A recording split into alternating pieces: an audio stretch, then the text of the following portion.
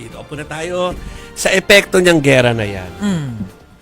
Sadly, ito na po ang isa sa mga ina-expect natin na pwede maging epekto. No? Two things, sinasabi ng mga ating mga editors na may hawak ng economic stories natin. Sinasabi nila kanina, wala pa nga tayo dun sa pinakasentro ng impact ditong kaguluhan na ito. No? So, hindi pa pala tapos. Simula pa lang to, Simula kumbaga. pa lang to ng epekto. Ang no? expected nila na inflation, hindi nga abot sana ng 4.1 eh. Hindi nga abot Simula pa lang to, 3. March pa lang to. Oh, 3.8 lang daw ata eh. Correct. Oh. So anyway, yung sinasabi ni Chiki, umabot nga ng 4.1%. Yung naitalang inflation rate o bilis ng pagtaas po ng presyo ng mga bilihin at serbisyo dito po sa ating bansa noong Marso po yan.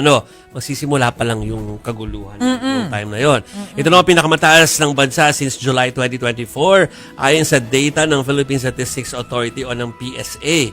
Main drivers ng pagtaas ay ang transport sector at food and non-alcoholic beverages. Bukod po dyan, humina din ang purchasing power ng piso sa bansa noong Marso. Ito yung kakayahan ng ating pera na makabili ng mga pangangailangan natin at serbisyo. 75 centavos na lang po ang halaga ng goods or service na mabibili ng bawat piso. Para sinasabi doon, hindi real 1 peso yung amount ng piso natin. Kumbaga, kapag ginagastos natin yung piso natin, lumalabas sa parang 75 centavos lang siya. Masaklap. Sa simula pa lang po ng gera yan. Paano yung mga susunod na linggo pa? Eh, sabi nga nila, di ba, ang epekto nito at least 6 months Yes. mararamdaman. Tama na. Tama na!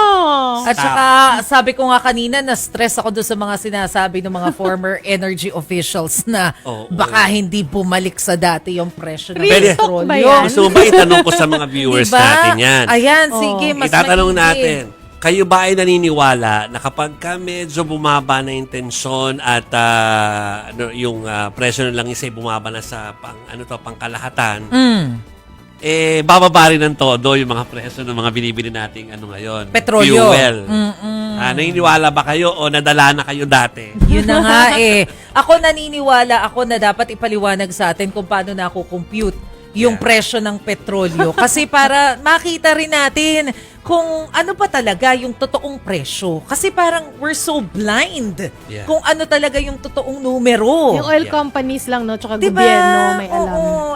Ano ba namang pakita nyo sa amin kung paano nyo kinocompute na magkaalaman? Kasi sinisingil tayo eh, bago pa man Tayo ma-purchase nagbabayad eh, eh. di ba? Oo. Kumbaga wala silang risk sa part nila. Yeah. Oo.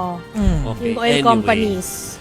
Ang huli sana naming topic before tayo mag-commercial break tungkol dun sa kung totoo ba na may stage 4 cancer.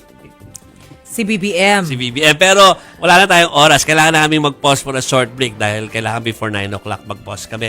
Pagbalik namin, cancer, stage 4, pag-uusapan natin, pati yung WR numero, kung sino-sino yung mga pinipili yung pwedeng magsusunod ng mga leader natin